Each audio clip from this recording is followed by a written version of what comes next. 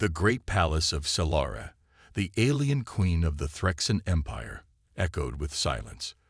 The vast, crystal walls that once shone brightly now reflected a darker, more somber hue. Queen Solara, powerful and revered across galaxies, lay on a throne of gold, her once vibrant skin pale and sickly. She coughed, a harsh, rattling sound, and a stream of blood dripped from the corner of her mouth. Her body was wasting away, and the finest healers of her empire had failed to find a cure. She was dying, and there was nothing anyone could do about it. Her own people, the mighty Threxians, had tried everything. Ancient alien remedies, advanced robotics, even the most sophisticated AI-controlled medical systems. But none of them worked. Solara's once commanding presence was now diminished, as her empire trembled on the edge of collapse. If the queen died, chaos would follow. In a dimly lit chamber, Solara's council gathered around her, their faces drawn with concern. They stood tall, their alien forms covered in heavy armor, but their eyes betrayed their anxiety. The queen had ruled for centuries, a figure of strength and wisdom. And now, with her life hanging by a thread, the fate of the empire was uncertain. "You must face the truth, my queen," said Commander Vorax, the leader of her military forces, his voice low and grim. "We've tried every treatment. None of it works. There is no cure." Solara struggled to lift her head, her eyes narrow but filled with determination. "There must be something," she whispered, her voice barely audible. "You're right," Vorax replied, his tone softening. "But we cannot risk further lives on failed experiments. It's time to consider alternatives." The word alternatives hung in the air like a dark cloud. The Queen's Council had discussed every possible option in the past days, from searching distant galaxies for rare resources to calling in mercenaries who promised to find a solution. But all had been in vain. It was a hopeless situation. Suddenly, an elder member of the council, Grand Sage Torin, stepped forward. He was ancient, his skin etched with wrinkles that told the story of 1,000 years. His voice was calm, but his words carried the weight of history. "There is one final path," Torin said, his voice resonating through the chamber. "A prophecy, long forgotten by most, now resurfaces. The texts speak of a being, a human, who can save the queen." The room fell silent. Humans. The council exchanged uneasy glances. The mere mention of the primitive species was enough to make most Threxians uneasy. Humans were viewed as weak, savage, and unpredictable. They had barely advanced past the point of survival on their own planet, let alone explored the depths of space like the Threxians. Humans? Commander Vorax scoffed. "We're to trust the fate of the queen to a mere primitive creature." The queen's eyes flashed with a mixture of disbelief and curiosity. "Tell me more, Torin," she demanded, her voice trembling but strong. Torin nodded slowly. He opened an ancient scroll, filled with symbols that glowed faintly. "The prophecy is clear. It says, in the darkest hour, when the throne is on the edge of collapse, a human shall arrive. His blood, his essence, will restore what was lost and save the queen." For a long moment, the room remained in silence. Solara's heart raced. Could it be true? Was the salvation of her empire really tied to a human? The idea seemed impossible. But what choice did she have? "We've tried everything else," she murmured, more to herself than to anyone in the room. Maybe this is the only way." Commander Vorax was furious. "This is madness. Humans are unpredictable. They have no place in the high councils of the galaxy. Their very existence is a threat to our empire." The queen's expression hardened. "Then you suggest we do nothing? Let my empire fall with me." Vorax hesitated, but the truth of her words cut through his anger. He had no answer. "I'll send an envoy," Solara finally decided, her voice firm. "Find this human, no matter the cost, and reveal that this was some kind of joke." But the Threxians were serious. They had come all the way from the stars, and they were looking at him like he was their last hope. "Why me?" Nathan asked, still trying to wrap his mind around the idea. "I'm just a scientist. I'm not a healer. What could I possibly know about Threxan biology, or whatever it is that's killing her?" Vorax stepped closer, his voice softening slightly. "The prophecy does not say that the human must be a healer. It says that the human must possess something unique, a strength of spirit, a resilience that no alien can replicate. We believe you have that strength, Dr. Carter." Nathan's mind raced. The Threxans had always viewed humans as weak and insignificant, hardly worth acknowledging in the grand scheme of the universe. So why were they now depending on him? He couldn't fathom it. "What exactly is this illness?" Nathan asked, trying to focus on the task at hand. "The Queen's condition is complex," Vorax explained. "It's not a natural illness. It has been engineered by a rival faction, an AI faction that seeks to overthrow the Queen and take control of the Threxan Empire. They have weaponized the illness, and no one has been able to find a cure." Nathan felt a knot tighten in his stomach. This wasn't just a simple medical issue. It was a political struggle. If Solara died, the entire Threxan Empire would fall into chaos, and the AI faction would gain unimaginable power. "I'm not a soldier," Nathan said, his voice firm. "I can't fight an entire empire or stop an AI uprising. I'm just a scientist." Vorax's gaze hardened. "You don't need to fight, Dr. Carter. You only need to help her survive long enough for us to defeat the enemies of the Queen." The weight of his words sank in. Nathan wasn't just being asked to save Solara's life. He was being asked to play a crucial role in the survival of an entire empire. The stakes had just become much higher. With little time to think, Nathan agreed. The Threxans insisted that he board their ship and come with them to their homeworld immediately. The gravity of the situation hit him as he packed his bags and said goodbye to Earth, not knowing if he would ever return. The journey to the Threxan Empire was long and dangerous. Nathan spent most of the time in a small, secure chamber on the ship, studying the medical data they provided about Solara's condition. It was clear that this was no ordinary disease. It was a slow, systematic destruction of the Queen's body, targeting her organs and draining her energy. The more he studied, the more he realized that the cure would require something far beyond his understanding of human medicine. As they neared the Threxan capital, Nathan felt a strange mix of fear and excitement. The spaceship he was aboard was unlike anything he had ever seen, sleek, dark, and silent, its cloaking technology rendering it invisible to any outside force. It was a technological marvel, yet it felt cold and unwelcoming. The Threxans didn't offer much in the way of conversation, and Nathan often found himself alone, lost in thought. He couldn't shake the feeling that he was walking into a world far beyond his comprehension. He had seen wars between humans, but he had never witnessed the kind of power the Threxans wielded. They were a race of giants, strong, disciplined, and unyielding. And yet here he was, a human, standing as their only hope. When they finally arrived at the Threxan capital, Nathan was led into a grand palace that stretched high into the sky, its architecture like nothing he had ever seen.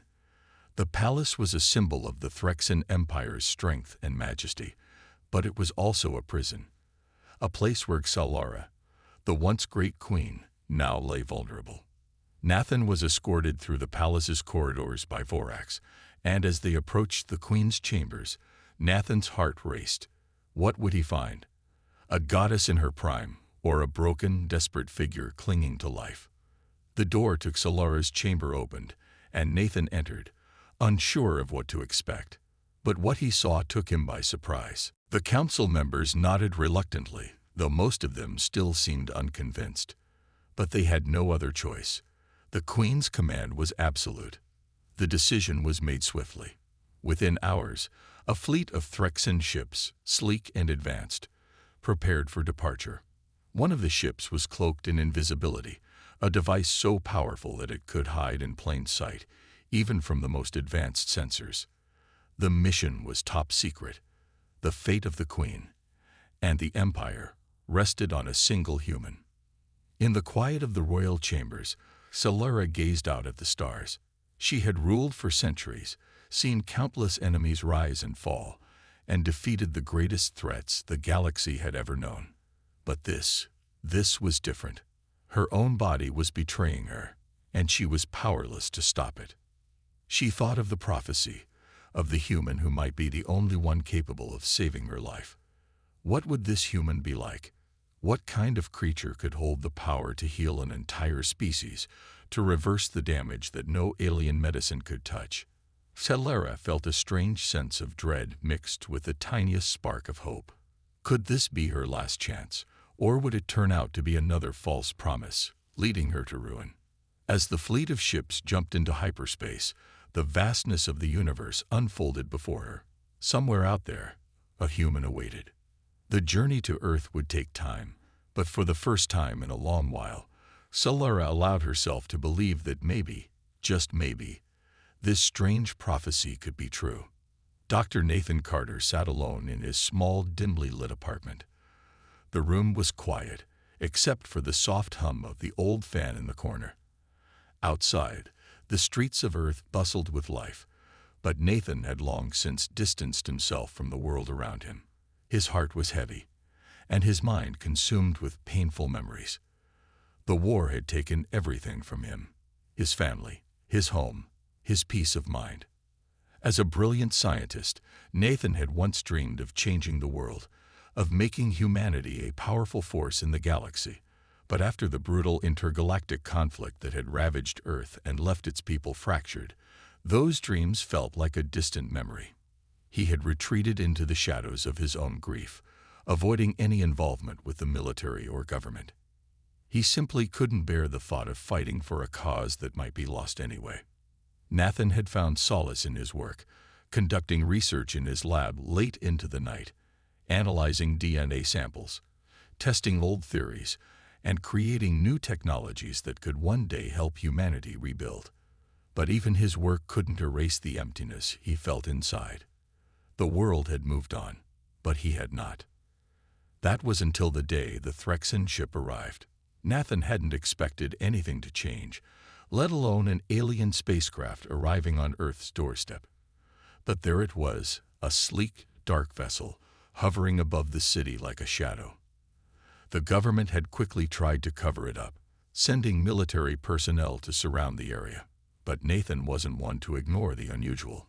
He had been contacted by a secret government agency, requesting his immediate assistance in meeting with the alien delegation. At first, Nathan had thought it was some kind of prank, or worse, a trap. But when they mentioned the name of the Threxan queen, Solara, and spoke of her urgent condition, something inside him stirred. His curiosity was piqued, and against his better judgment, he agreed to meet them. The Threxan delegation was not what Nathan expected. The aliens were tall, with thick, muscular builds and skin that shimmered with metallic hues. They were clearly far more advanced than humanity in terms of technology, but there was something unsettling about their presence. They looked at him with cold, calculating eyes, as if they were studying him like a specimen. Yet Nathan couldn't help but feel a strange sense of awe. He had heard stories of the Threxans, their incredible strength, their mastery of space travel, and their unyielding power. But he never imagined he would meet them face to face. The leader of the delegation, Commander Vorax, was the one who spoke to Nathan directly. His voice was deep and commanding, and his posture rigid, almost mechanical. Vorax explained that they had come to Earth for one reason: to find a human who could help save Queen Solara's life. Nathan was confused at first. "What do you mean, save her life? What could I possibly do to help your queen?" he asked, his voice tinged with skepticism.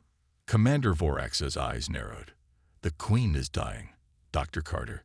She is suffering from a rare illness, one that no Threxan healer has been able to cure. According to an ancient prophecy, only a human can save her. We believe you are the one destined to heal her." Nathan's heart skipped a beat. A human. He glanced around, half expecting someone else to step forward. Solara lay on a massive golden throne, her once beautiful features now gaunt and pale. Her regal presence was still apparent, but it was marred by the weakness that had overtaken her. She looked at Nathan with a mixture of suspicion and hope, as if trying to understand whether he was truly the key to her salvation. Nathan took a deep breath, trying to calm his nerves. He had been chosen to save her life. No matter how impossible it seemed, he couldn't back down now. The air inside the Grand Phyrexian Palace was thick with an unfamiliar tension. Nathan's boots echoed against the polished floors as he followed Commander Vorax through the long, glittering corridors. His mind was a whirlwind of conflicting thoughts, and his chest tightened with every step he took. He had never imagined that he would be standing in the heart of an alien empire, let alone be tasked with saving a queen who had once ruled with unchallenged power. The palace around him was a marvel of alien architecture, unlike anything Earth had ever seen. Towering spires of metal and crystal pierced the sky, and the walls seemed to hum with a strange energy, as if the building itself were alive. The golden light that bathed the chambers flickered from strange sources, casting long shadows that seemed to dance with the wind.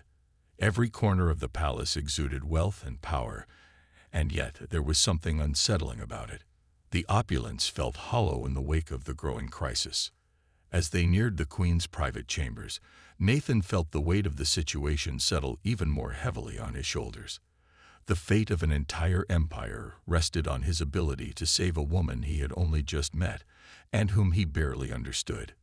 He had come here hoping to be of help, but now he wasn't so sure. Could he really do this? Could a simple human like him, a scientist with no experience in matters of war or alien biology, really save someone as important as Queen Solara?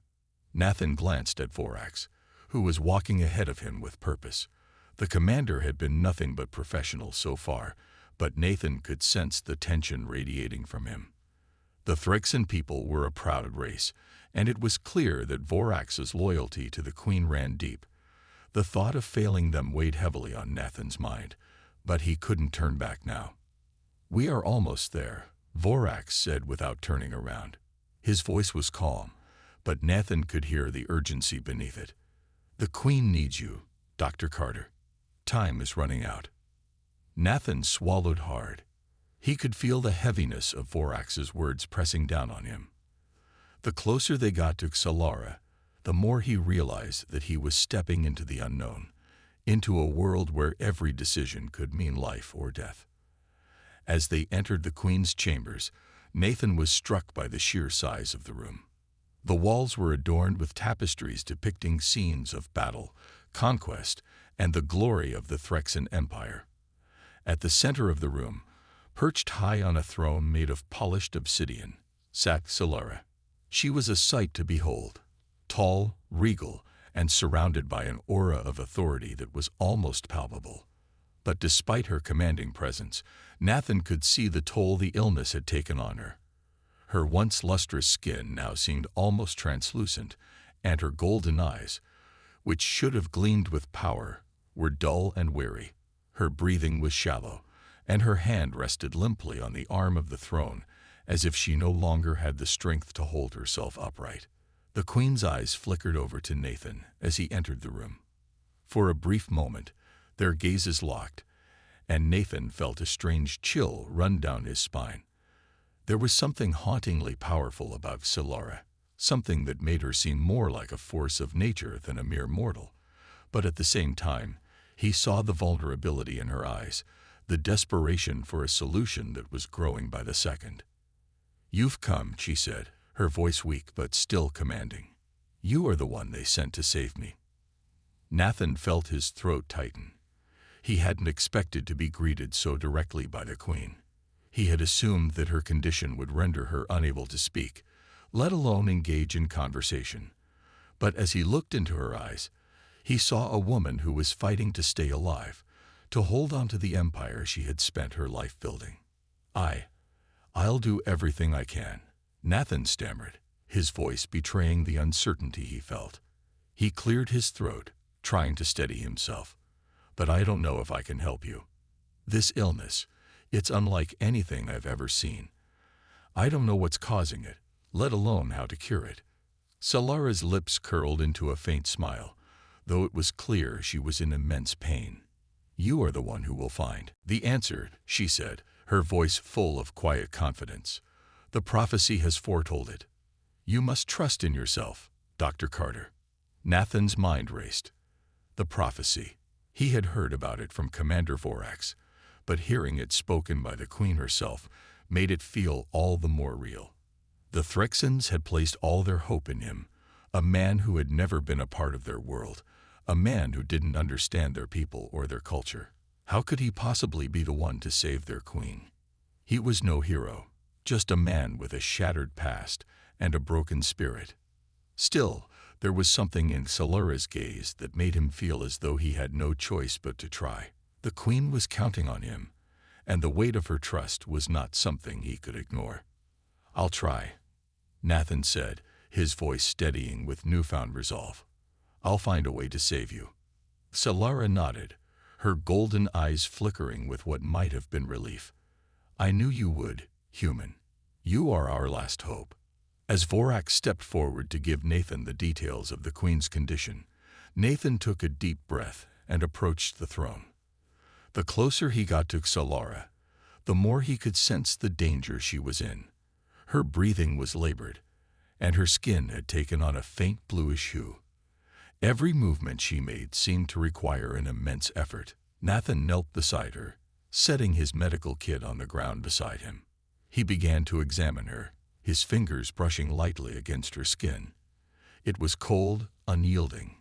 His mind worked furiously, recalling every medical journal he had ever read, every bit of information he had studied in his career. But nothing he had learned seemed to apply to what he was facing now. "Have you tried anything?" Nathan asked, his voice low. Solara's eyes flickered to Vorax, who stepped forward. "We have tried every known treatment, every form of healing technology we possess. Nothing works. It is as if the disease is evolving with every attempt." Nathan's stomach churned. He had seen diseases before, but nothing like this. The complexity of it all was overwhelming. He had to act fast. There was no time to waste. If he didn't find a solution soon, the Queen would be lost, and with her death, the Threxan Empire would crumble. As he worked, Nathan couldn't help but feel the weight of his surroundings. The room was silent except for the sound of Solara's labored breathing. The tapestries on the walls seemed to watch him, as if the ancient history of the Threxans was judging his every move. The shadows that clung to the corners of the room felt alive, pressing in on him as he worked in the face of impending failure. But Nathan had no choice but to press forward. He had been chosen for this task, and now there was no turning back. The fate of the Queen, and of an entire empire, rested in his hands. Nathan's hands trembled as he worked quickly, the weight of the situation pressing down on him with each passing second. His mind raced, but his thoughts were clouded. The Queen's condition was deteriorating faster than he had anticipated. Every time he thought he had found a lead, it slipped away like sand through his fingers. His pulse quickened as he scanned the medical data again, hoping for something, anything, that could give him a clue. The strange alien disease that was attacking Solara's body seemed to resist every treatment he could think of. Commander Vorax stood by the door, his posture rigid, eyes darting nervously from the Queen to Nathan. His concern was visible, but he said nothing. There was nothing to say, really. They all knew how desperate the situation was. The Queen was the backbone of the Threxan Empire, and without her, the Empire would crumble. Without her, hope would die. Nathan glanced up briefly, meeting Vorax's eyes. The commander's usually confident face was tight with worry. It was clear that even he was beginning to doubt if they had made the right choice in bringing the human scientist here. He couldn't blame Vorax for thinking that. Nathan was just a man from Earth, a mere scientist with no experience in saving an alien queen from a mysterious illness. The weight of his task was suffocating, but there was no room for hesitation. If he didn't find a cure, Solara would die, and the Threxans would lose everything. Solara's weak voice interrupted his thoughts. "You are our only hope, human," she said softly. "I trust you." Her words hit Nathan like a jolt of electricity. There it was again, the pressure, the overwhelming expectation. But this time, instead of feeling crushed by it, he felt a surge of determination rise within him. He had come here to help, and he wasn't going to give up just because the task seemed impossible. He had to try. He owed it to her. He owed it to the people who believed in him. He worked feverishly, trying every possible method, but nothing seemed to slow the disease's progress. His hands shook with frustration. He could feel the sweat dripping down his brow as he scanned the various medical devices around him. Nothing was working. The Queen's breathing was shallow now, each inhale coming slower than the last. She was fighting, but how much longer could she last? Then, just as Nathan was about to lose hope, his eyes caught something unusual on one of the medical screens. A faint reading flickered on the display, hidden within the constant stream of data. His heart skipped a beat as he focused on it, his mind racing. Could this be it? Could he have finally found something? The reading was strange, unlike anything he had seen before. It wasn't a normal biological marker. It seemed to be something foreign, an anomaly. His fingers flew across the screen as he accessed more data. The disease that had infected Solara was not only a biological agent, but it also seemed to be linked to some kind of energy signature. A form of radiation, perhaps. Whatever it was, it didn't fit any of the categories of illness he was familiar with. Nathan didn't waste a second. He pulled up the energy scans from the Queen's previous medical sessions. As he studied them, the connection became clearer. The disease wasn't just a biological attack. It was a deliberate assault on Solara's body, using energy to disrupt her internal systems. The question was, who would want to do this? And why? "Commander," Nathan said, his voice suddenly firm. "I think I've found something." Vorax stepped forward, his eyes narrowing in curiosity. "What is it, human?" "The disease. It's not just a virus or infection," Nathan explained, his fingers moving rapidly over the screen. "It's a kind of energy-based attack. There's an outside force manipulating the Queen's body from within. It's using a frequency that disrupts her cells and organ functions. But if I can isolate that frequency, we might be able to reverse it." Vorax's eyes widened with understanding, though doubt still clouded his face. "But how do we do that? You said this is something you've never seen before." "I know," Nathan admitted, wiping his brow. "But I have an idea. There's a device I can build, a resonance frequency emitter. If I can generate a reverse frequency that matches the one controlling the disease, it should neutralize the energy interference. We might have a chance at saving her." Vorax didn't hesitate. "Do it." Nathan's mind raced. He had no time to waste.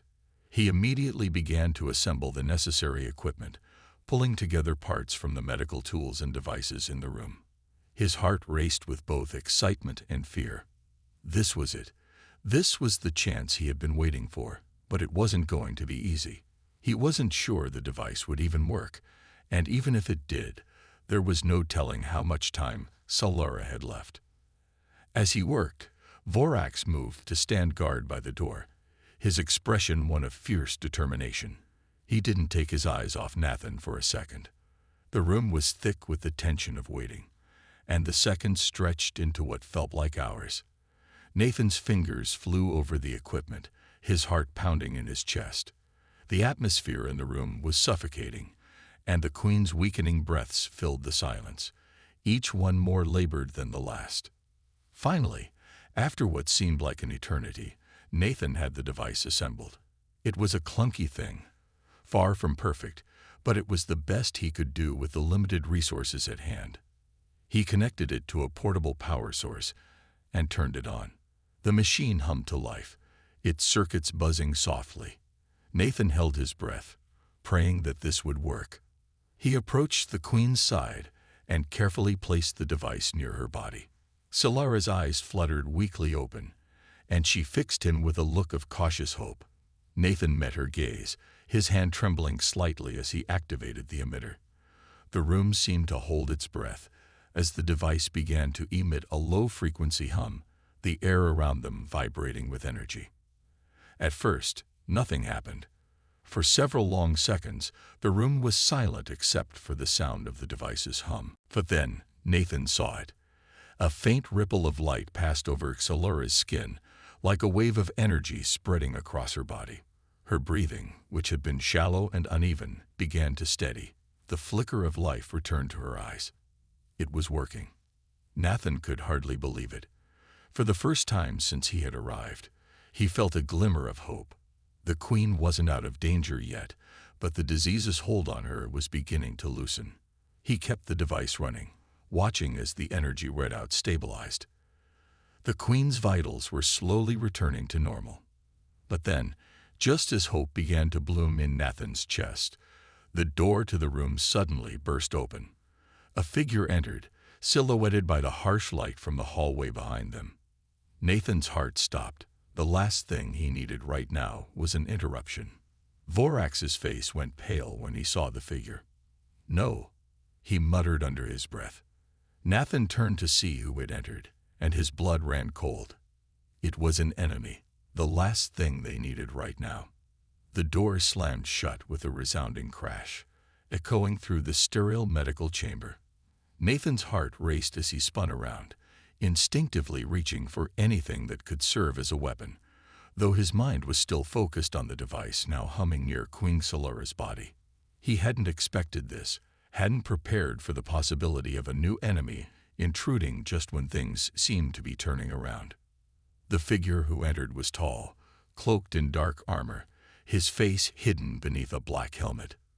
He moved with an air of authority, his every step calculated and deliberate. He was not one of the Threxan soldiers Nathan had come to know.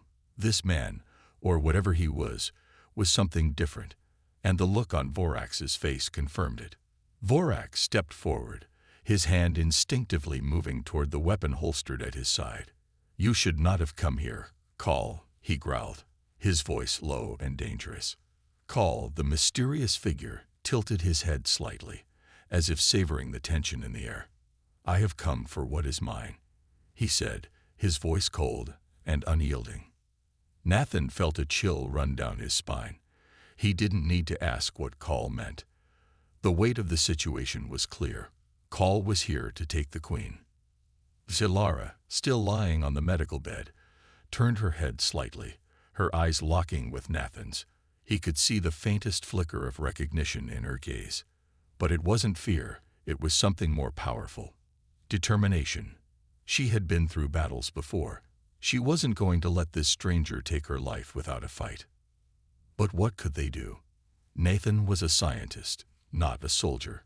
The Threxans, as skilled as they were in combat, weren't prepared for an attack like this. And now, with the Queen's life hanging in the balance, Nathan realized something. This wasn't just about saving the Queen anymore. It was about survival. For all of them. "I won't let you take her," Vorax growled, his voice filled with resolve. Call chuckled, the sound dark and sinister. "You think you have a choice, soldier." His voice was like ice, each word deliberately slow measured. "You have no idea what's at stake here, do you? The Queen's life, the fate of your entire empire. They are mine to decide." Nathan's pulse quickened. He didn't understand exactly what was happening, but he knew that Call was not someone to be trifled with. The air around them seemed to thrum with tension, and the room felt smaller, more confined, as though the walls themselves were closing in on them. Suddenly, Call stepped forward, raising one hand. A strange energy crackled in the air, like static electricity, and Nathan felt a sudden, intense pressure in his chest. His breath caught in his throat. It wasn't physical, yet it felt like an invisible weight pressing against him, squeezing the air from his lungs. "You've made a grave mistake," Call said, his voice almost a whisper now. "The cure you think you found for the Queen is nothing more than a temporary solution. In the end, you will all pay the price for defying me." Before anyone could react, Kal raised his hand higher, and a sudden pulse of energy shot from his palm. It slammed into the wall next to Nathan with a deafening crack, causing the entire room to shake. Nathan stumbled backward, his heart racing as he tried to regain his composure. He looked at Vorax, who was now on full. Solara's life hung in the balance. Nathan's breath was shallow, his body sore from the intense battle. He could feel his limbs trembling, the weight of exhaustion sinking into his bones. But there was no time to rest. The mission was far from over. Queen Solara's life was still in danger, and with Kal's defeat, a new hope had ignited within the team. They had made it through the worst, but survival came at a price. As Nathan slowly pushed himself to his feet, his hand still shaking from the energy surge, he glanced at Vorax. The Threxan soldier, usually so stoic, now looked visibly relieved, though exhaustion lingered in his eyes. He had fought side by side with Nathan, and though they came from different worlds, they shared the bond of survival. The battle was not just for Solara anymore. It was for each other. "What now?" Vorax asked, his voice rough with the weight of their situation. Nathan didn't have an immediate answer. He wasn't a soldier, and this entire journey had thrown him into a world he didn't understand. But he knew one thing for sure. They had to act fast. "We still have to finish the cure for Solara," Nathan said, his voice steady despite the pounding in his chest. "The device can only do so much. We need to stabilize her before the damage becomes irreversible." Vorax nodded, a determined look in his eyes. "I will help you, human. We will make sure she survives." Solara's condition had improved since Nathan first activated the machine, but she was still in a fragile state. She had lost so much blood, and her body was struggling to fight off the infection. Her pale face was now etched with faint traces of life, but her body was still weak. Nathan turned back to the machine. The same one that had saved her life once. It was still humming softly, but its energy reserves were low. The device had drained much of its power, and Nathan wasn't sure how long it would last. He stared at the machine, his mind racing for a solution. He had designed it to heal, but the energy it used to do so was finite. It wasn't built for prolonged use. The technology was based on biological regeneration, using energy pulses to speed up cell regeneration and fight off infections. But there were limits. He needed to find a way to recharge it. Fast. "I'll work on the machine," Nathan said, already moving toward it. "You stay with Solara. Keep her stable." Vorax didn't argue. He had his orders, and he trusted Nathan's expertise in this. As a soldier, his job was to protect, but right now, it was clear that Nathan was the one who could save the Queen. The situation had shifted in a way none of them had expected. The underdog human was their best hope for survival. As Nathan worked furiously to recalibrate the device, his mind wandered to what had happened over the past few days. How had it all come to this? A scientist from Earth, stranded on a hostile planet, finding himself in the middle of an intergalactic war.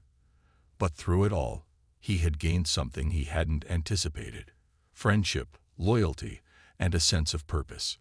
The human race had always been capable of extraordinary things when faced with adversity, and Nathan realized that his place in this galaxy wasn't just as a survivor, it was as a catalyst for change. The hum of the machine grew louder as Nathan manipulated the controls, drawing every last bit of energy from it. He could feel the strain in his muscles as he worked, his hands moving with urgency and precision. Every second counted. Suddenly, a voice broke through his concentration. It was Solara, her voice weak but determined. "I told you," she said, her eyes fluttering open. "I'm not going to die so easily." Nathan looked up, surprised by her sudden awareness. It was a relief, though. It meant she was getting stronger. "You're not going to die," he replied, a calmness settling over him. "We'll make sure of it." Vorax, who had been silently watching over Solara, now stepped forward. He placed a hand on her shoulder. His expression softened, a rare sight for someone who had always appeared as a warrior. "You have fought long enough, my queen," Vorax said quietly. But your fight is not over. You are not alone. We will see this through." Solara smiled faintly, her lips barely moving. But it was enough. Nathan felt a surge of hope. They were not alone in this fight. They had each other. As the hours passed, Nathan worked tirelessly to recharge the machine, all while keeping an eye on Solara's condition. Slowly, her color returned, the warmth returning to her skin. She was breathing easier, her pulse steadying. But Nathan knew that the worst was far from over. Khal had not been the only threat they had to face.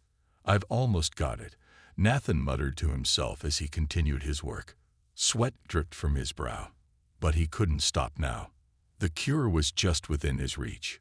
Finally, with a low whir, the machine powered up fully, its energy reserves replenished. Nathan let out a breath he hadn't realized he had been holding. The device was now capable of completing the cure. He moved swiftly to Solara's side and activated the machine once again. This time, the process was smoother, more efficient.